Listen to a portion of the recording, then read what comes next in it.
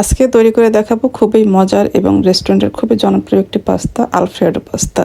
এটা কিন্তু বাচ্চারা খুবই পছন্দ করে, আর এটা বেশ চড়া দাম দিয়ে আমরা কিনে খাই। আর এই পাস্তাটা আপনি বাসায় খুব সহজে এবং কম খরচে তৈরি করতে পারবেন। চলুন তাহলে চলে যাই রান্নায়। প্রথমে আমি পাস্তা সেদ্ধ করে নিয়েছি। এখানে যে কোনো টাইপের পাস্তা নিতে পারবেন। আর পাস্তা সেদ্ধ করতে সবাই পারি আমরা, এটা প্যাকেটের গায়ে লেখা থাকে কয় মিনিট সেদ্ধ করতে হবে। পাস্তা সেদ্ধ করে পরে ঠান্ডা পানিতে ধুয়ে ঝরিয়ে রাখতে হবে পানি। এরপরে চুলে একটি কড়াই বসিয়েছি। এখানে আমি 2 টেবিল চামচ তেল, সাথে 2 টেবিল চামচ দিয়েছি বাটার। 1 টেবিল চামচ রসুন কুচি দিয়েছি, একটু ভেজে নিয়ে এরপরে এখানে হাফ কাপ চিকেন দিয়েছি।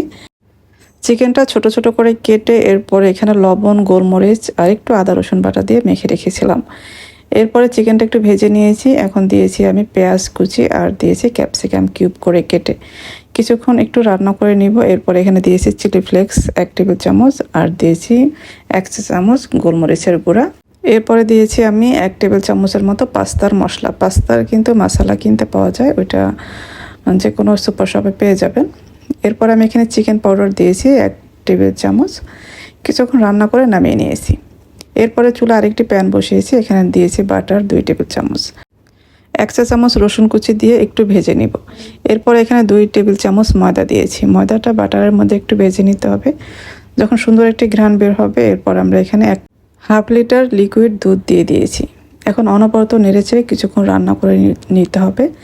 এটা লো মিডিয়াম আঁচে রাখতে হবে, হাই হিটে কিন্তু রাখবেন না, একদম লো মিডিয়াম আঁচে রান্না করে নিতে হবে। এরপর এখানে আমি 1 চা চামচ গোলমরিচের গুঁড়া, 1 চা চামচ চিলি ফ্লেক্স আর সামান্য পরিমাণ লবণ দিয়েছি। এখন অনবরত নেড়েচেড়ে কিছুক্ষণ রান্না করে এরপরে 1 চামচ দিয়েছি আবার পাস্তার মশলা দিয়ে অনবরত নেড়েচেড়ে কিছুক্ষণ রান্না করে নিব। এরপর আমি এখানে দিয়েছি ক্রিম চিজ।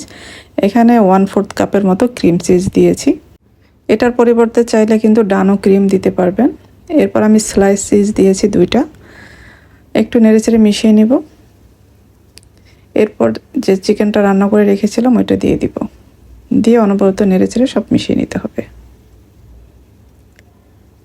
এই পর্যায়ে আমি কিছু মজরেলা চিজ দিয়েছি। এখানে 1/4 কাপের মতো মজরেলা চিজ দিয়েছি। এরপর আমি পাস্তা সেদ্ধটা দিয়ে দিয়েছি। এখন একটু নেড়েচেড়ে মিশিয়ে নিতে হবে।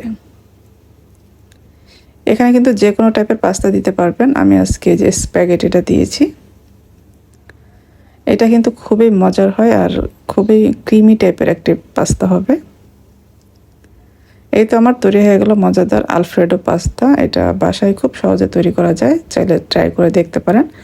আশা করছি আপনাদের আজকের রেসিপি ভালো লেগেছে। ভালো লাগলে লাইক, কমেন্ট এবং শেয়ার করে দিবেন। সবাই ভালো থাকবেন। পরবর্তী রেসিপি দেখার আমন্ত্রণ রইল। আজকে এ পর্যন্তই। আল্লাহ হাফেজ।